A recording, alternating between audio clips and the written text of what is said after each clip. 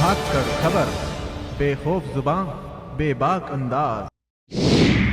धाकड़ खबर के news room से मैं आपके साथ हूं अकरम रईस खान। बात करना चाहता हूं कि प्रधानमंत्री नरेंद्र मोदी इतने बेचैन क्यों हैं, इतने परेशान क्यों हैं। लगता है जैसे 2019 में जाने के लिए उनके पास कोई मुद्दा नहीं है। अब उन्होंने एक नया मुद्दा छेड़ दिया है कि समाज के जो गरीब लोग हैं उनको वो 10% आरक्षण देंगे। आप पिछले 5 साल का इतिहास उनका उठा के देख लीजिए, कहीं पे उन्होंने अगर इस बारे में एक लाइन बोली, लेकिन वो इतने बेचैन हैं, इतने परेशान हैं, उन्हें समझ नहीं आ रहा है। कभी उन्होंने नारा दिया था कि 2022 तक भारत को विश्व गुरु बना देंगे, वो जुमला भी उनका बंद हो चुका है। तो असल मुद्दा उनका रहने क्या वाला है, खबर ये है, इस पे बात होनी चाहिए। भोंपू मीडिया इस पे बता नहीं रहा है कि मुद्दा क्या रहेगा। 2014 में तो बड़े बड़े मुद्दे उनके पास थे, उस पर भी बात करेंगे। मेरे साथ हैं धाकड़ खबर न्यूज चैनल के पॉलिटिकल एडिटर जनाब अनीस अहमद खान साहब। उनके पास चलते हैं। सर, प्रधानमंत्री नरेंद्र मोदी को पूरी रूपरेखा उनकी देख के, बॉडी लैंग्वेज उनकी देख के, जो उन्होंने कहा 20 राज्यों की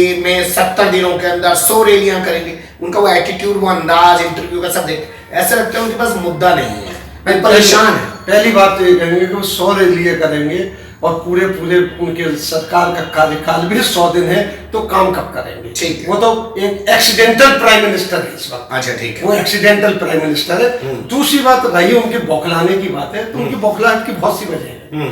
क्योंकि उन्होंने जब वो आए थे 2014 में, तो आते साथ ही पहले दिन से लेकर उन्होंने इतने वादे कर दिए थे, इतने अच्छे खूबसूरत वादे कर दिए और पब्लिक उनके पीछे चली, क्योंकि हम पे इतने वादे कर दिए। लेकिन देखिए, झूठ के पैर नहीं होते हैं, बहुत जल्दी खत्म हो गए और लगातार वो अब तक वादे करते रहे। और आज भी उन्होंने एक वादा कर दिया कि 10% हम सवर्णों को आरक्षण देंगे, और उसकी शर्तें हैं बड़ी हास्यास्पद है, हंसने वाली है कि जिसको 6 लाख से ज्यादा जिसकी वार्षिक 6 लाख, या 6 लाख का मतलब है कि मिडिल क्लास के आदमी की होती है, गरीब इकोनॉमिकल बैकवर्ड की नहीं होती। और कितने बीघा जमीन, 5 एकड़, 5 एकड़ जमीन। आप किसान हैं, इलाके के रहने वाले, आप गाँव के, 5 एकड़ जमीन में तो 25 बीघा जमीन में तो आदमी अपनी गुजर बसर 25 बीघा जमीन होती है। और आजकल जिस तरीके से भाव बढ़ रहे हैं, जो भी हो रहा है किसानों के साथ, तो अच्छे खासे को अपने घर बैठ के उसको आप गरीब बना रहे। क्यों बना रहे, जो होना नहीं है। आपका ये खत्म भी हो जाना सेशन,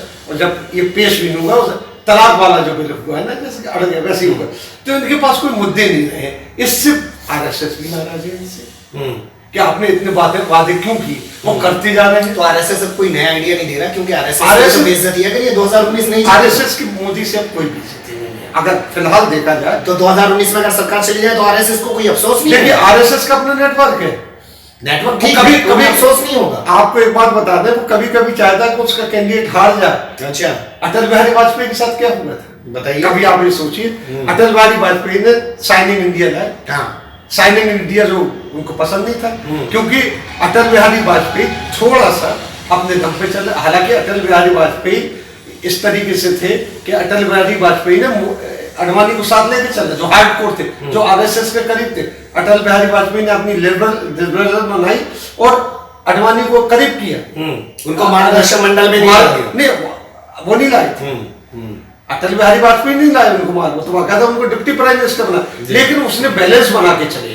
अटल जी पॉलिटिशियन थे, उन्होंने आरएसएस से बैलेंस बना के चले। मोदी ने यह किया कि आरएसएस से बैलेंस ही खत्म कर दिया, क्योंकि ये पॉलिटिशियन नहीं थे, इन्होंने विपक्ष की राजनीति कभी की नहीं इस है। बात को एक दूसरी, लेकिन इन्होंने ये गरूर में थे, ये बहुत ज्यादा घमंड में आ गए। मेरे साथ पैसे वाले इतने हैं, 4 साल में बिहार जैसे उसका ये रहा हूँ, और जिस तरीके से आए ढोल पीटते हुए बिजनेसमैन का, जो आज इनका साथ छोड़ चुके हैं।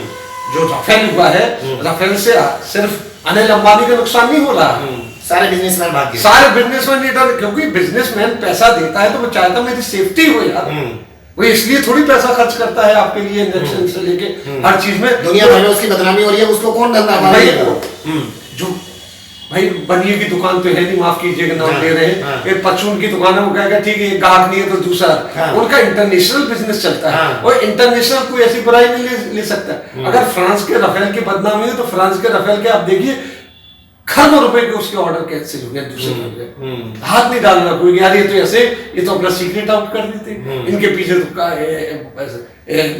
ये सरकार पड़ी हुई, विपक्ष पड़ा हुआ है, पूरी की पूरी तरीके से भारत इनके खिलाफ हो रहा है। इसके बाद एक बहुत बड़ी अपोजिशन इनके खिलाफ खड़ी हुई है। हमारा अगला बिजनेस कैसे होगा, वो अगले का देखते, वो ऐसा नहीं सोचते कि अरे ठीक है तो हम जहाज रुक गए तो फिर जाने दो, हमें देखे नहीं। तो मोदी के साथ इस वक्त न मुकेश अंबानी है न अनिल अंबानी है। अनिल अंबानी इस तो मजबूरी के फंस गए बेचारे, फंसे हुए हैं। तो अपने फंसे का ना लटकते बन रहा है ना अटकते बन रहा है, वो निकाल रहा है। वो कोकला बहन के पास भी दोनों लोग गए हैं, उसके पास पैसे की कमी है। कोकला बहन के पास दोनों के दोनों ये अनिल अंबानी गए क्योंकि इनके पास मुकेश अंबानी और अनिल अंबानी, हाँ, ट्रस्ट का पैसा है कोकला बहन के पास। उस ट्रस्ट में एक चीज है कि अगर जो दोनों भाइयों में से जो भी क्राइसिस में आएगा, यहां से पैसा निकाल के ट्रस्ट से, मतलब वो रिजर्व बैंक इंडिया की, रिजर्व बैंक ऑफ इंडिया की सेविंग है वहां पे, जैसे सरकार देख रही है कि वहां से निकाल। ये अंबानी फैमिली की सेविंग है कि जब भी किसी के ऊपर क्राइसिस रिजर्व पैसा है उनका। हाँ, तो वो पैसा कोकला बहन अपने ट्रस्ट से निकाल के उसको देगी। अब ये जो राफेल का चक्कर पड़ा है तो इसमें घाटे में है अनिल अंबानी। मुकेश अंबानी नहीं चाहता है कि वो ट्रस्ट का पैसा अनिल को दिया जाए, अनिल को दिया जाए। वजह ये है कोकला बहन के जाते साथ ही दुनिया से वो पैसा 50% डिवाइड होगा, ये भी उसमें शामिल है। फिर वो एक आदमी को नहीं जाएगा। और अगर अभी इसको दे दिया कोकला बहन ने 30,000 करोड़ या जो भी दे दिया, फिर बाद में जो बचा फिर उसमें 50% होगा, उसमें 50% होगा। और जब बचेगा ही नहीं तो कहां से 50% होगा। जितना कर्जा अनिल अंबानी के ऊपर जो यहाँ के बैंकों का 5,000 करोड़ 45,000 करोड़ है, वो भी तो अनिल अंबानी के ऊपर है। फिर राफेल का जो आएगा उसके ऊपर जो डील कैंसिल होना ही होना है। आगे चल के देखिए कोई भी आएगी तो डील कैंसिल नहीं हुई, डील अपने तरीके से होगी। HAL आएगा उसमें बीच में अनिल अंबानी का, लेकिन मुकेश अंबानी कहीं नहीं उसमें। मुकेश अंबानी और अनिल अंबानी से निकल के हम वापस मोदी, लेकिन इसमें जरूरी है जब ये फंसे हैं नहीं, और अब इसमें सबसे ज्यादा फायदा जो उठा रहा है वो अपोजिशन उठा रहा है, नहीं ये अडानी उठा रहा है। अडानी उठा रहा है। अडानी के ऊपर देखिए, अडानी भी उतनी बड़ा बिजनेसमैन है, तो इनके ऊपर ये बात भी आ गई है कि किसको सपोर्ट कर रहे हैं आप। जब RSS ने साथ छोड़ा, ये एक पहलू आपकी बातों से निकल के आता है कि जो व्यापारी कारोबारी इनके यार दोस्त थे, जिनके दम पे कुत्ते फांदते थे, वो सब भी अब जो है अपना हाथ सिकोड़ रहे हैं अडानी के लिए। आपने देखा होगा, हम जाना चाहते हैं इनके मुद्दों पे, जहां से हमने अपनी खबर शुरू की थी कि मुद्दे इनके पास नहीं है। 2014 में मैं आपको ले जाना चाहता हूं। जी जी, मैं एक न्यू इंडिया बना दूंगा, मैं एक नया भारत बना दूंगा, क्या बना देंगे, भ्रष्टाचार मुक्त बना दूंगा, नए कांग्रेस मुक्त बना दूंगा, 2 करोड़ नौकरी दे दूंगा, 15 लाख खाते में डलवा दूंगा, काला धन वहां से ले आऊंगा 100 दिन के अंदर। इतने सारे मुद्दे इनके पास थे।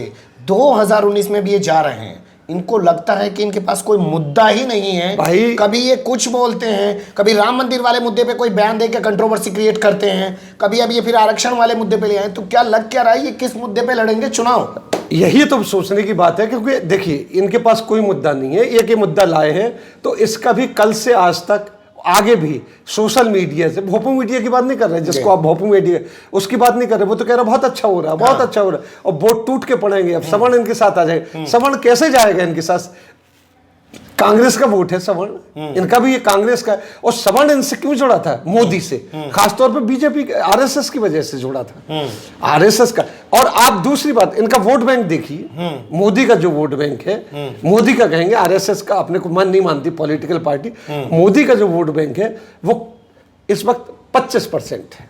25%, 75% RSS का है। वो 75% नहीं साहब, वो RSS का भी नहीं है। RSS का 30% था, ठीक है। RSS का शुरू से 2025 से 1925 से अगर उठाइए तो अब तक 30% से आगे नीचे ही रहा है। 22-24% रहा, नीचे ही रहा है। 22-24% में बीजेपी हमेशा रही है। ये आगे बढ़ा ले गए। तो ये 7-8% जो बढ़ा था वो मोदी का था। मोदी का आप कहना चाह रहे हैं? मोदी का वोट था। 31% जो पहुंचा था जी, मोदी ने तो मोदी उस 7% को वोट को बचा नहीं पा रहे हैं। आप ही देख लीजिए, पहला चुनाव हुआ है और फिर इसके बाद जो, क्योंकि उनके जो मुद्दे हैं, आप देखिए ट्रिपल तलाक का मुद्दा वो ऐसे लाए, उन्हें लगता है कि मुस्लिम औरतें उनको वोट दे देंगी।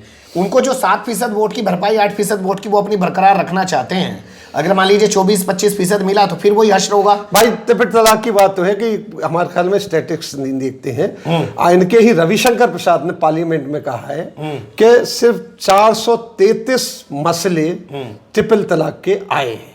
वो भी गलत रिपोर्ट किए हैं उन्होंने। नहीं, इसके अलावा 4333 मसले उनके आए हैं जिन्होंने अपनी बीवियों को छोड़ दिया है, उसमें इनकी बीवी भी शामिल है, पत्नी भी शामिल है। तो इस तरीके से आप ऐसा मुद्दा उठा रहे हैं जो कि मुद्दा ही नहीं है। आने वाले टाइम में जैसे मान लीजिए आरक्षण का मुद्दा, मेरे कहने का मतलब है कि ये ऐसे मुद्दे उठा रहे हैं, इनके सलाहकार क्या है कि जो अब आप देखिए सलाहकारों की बातें, इनके जेटली सलाहकार हैं जो कह रहे हैं कि 125 करोड़ आदमी इनकम टैक्स देता है, यानी हर आदमी इनकम टैक्स, गरीबी है ही नहीं इसके मामले। गरीबी है, वो तो उनका 95 मिनट का इंटरव्यू सुन लीजिए ना, ऐसा लगता है देश में कोई समस्या ही नहीं। समस्या अब मैं आगे जाना चाहता हूँ, चलिए आरक्षण का आ गया, हाँ, उससे पहले मंदिर लिया, उससे पहले ट्रिपल तलाक लिया, हाँ, अब आने वाले टाइम में 2019 में जाना है, कुछ लोग लुभावन, मान लीजिए कल को ऐलान कर दें भाई सबके खातों में पैसा भेजेंगे, सोना चांदी भेजेंगे, क्या लोग यकीन कर पाएंगे? भाई आप एक बात है कि अनाउंस कर दीजिए, मोदी जी अनाउंस कर दे, मेरा चैलेंज है कि 1 किलो सोना मिल रहा है, आधार कार्ड लेके बैंक में पहुंचिए, हमारे ख्याल में कोई नहीं पहुंचेगा, हमें यार आप पहुंच जाएंगे देखने के लिए, वो भी कि कितनी भीड़ है, क्योंकि सबको पता है कि झूठ बोल रहे हैं।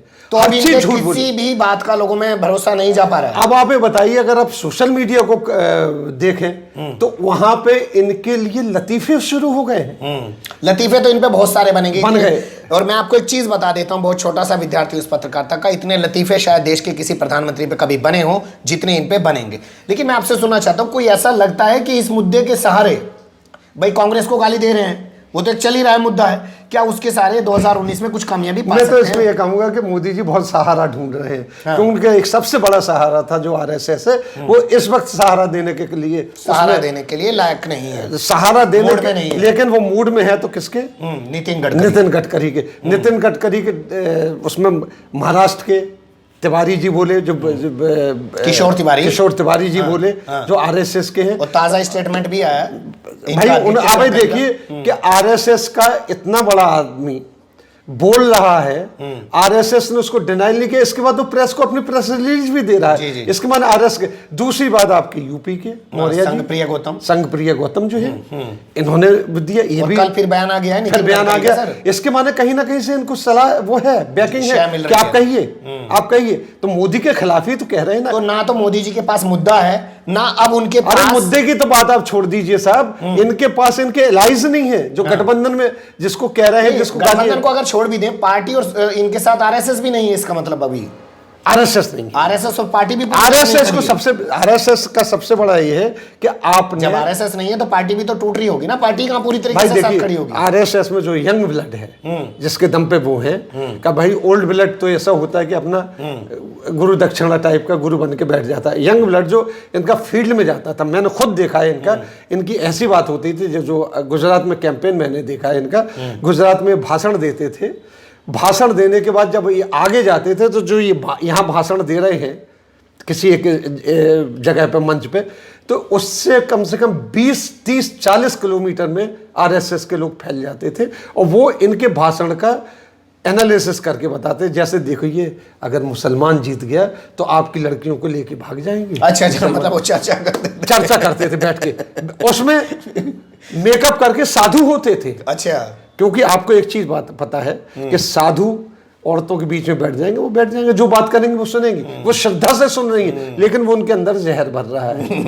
ये इनका चलता था, और ये मैं नहीं बंद हो गया इनके पक्ष में। ये 3 इलेक्शन में देखिए नौजवान निकला नहीं है, आरएसएस की रिपोर्ट है कि नौजवान नहीं निकला हमारा। चलिए ठीक है, 3 इलेक्शन में नौजवान नहीं निकला। कुल मिलाकर बात आपकी निकलती है, बहुत शुक्रिया सब जानकारी देने के लिए, कि मुद्दा मोदी जी के पास नहीं है, नई चीजें क्या और दूसरी बात, एक सबसे बड़ी बात जो है, राहुल गांधी जो पप्पू कहते थे जिनको, उन्होंने इनको पप्पू बना दिया है, गप्पू बना दिया है, गप्पू बना दिया। यानी आप देखिए कि पार्लियामेंट में मजाक उड़ा रहा राहुल गांधी कि अगर हम अनिल अंबानी नहीं कह सकते तो डबल कह सकते। चलिए बहुत शुक्रिया। तो कुल मिला के ये है कि नरेंद्र मोदी के पास 2019 में चुनाव लड़ने के लिए कोई मुद्दा नहीं दिखाई दे रहा है। 2014 में जैसे उनके पास धुआंधार भाषण करने के लिए मुद्दे हुआ करते थे, लगता है हर भाषण में कांग्रेस को कोसने के अलावा उनके पास कुछ बचा नहीं है। और कांग्रेस और नेहरू फैमिली 10% वो आरक्षण का मामला लेके आए, लेकिन वो कितना चल पाएगा देखना दिलचस्प होगा। बने रहिएगा धाकड़ खबर के साथ। कैसी लगी आपको खबर, कमेंट्स के रूप में आप लोग अपनी राय दे सकते हैं। खबर को लाइक कर सकते हैं, चैनल को सब्सक्राइब कर सकते हैं और ज्यादा से ज्यादा हमारी खबरों को शेयर कर सकते हैं। इसके अलावा आप लोग फेसबुक, ट्विटर और इंस्टाग्राम पर भी हमें फॉलो कर सकते हैं। प्ले स्टोर पर जाकर हमारे ऐप को डाउनलोड कर सकते हैं। बेनिफिट ये होगा कि जिस भी वक्त ऑनलाइन होंगे उसी वक्त आप लोग हमारी खबरें देख पाएंगे। यूट्यूब पर खबर ढूंढने की जरूरत नहीं पड़ेगी। फिर ऐसे ही किसी सुलगते हुए उलझते मुद्दे लेकर हम आपके सामने होंगे हाजिर। फिलहाल अभी हमें दें इजाजत।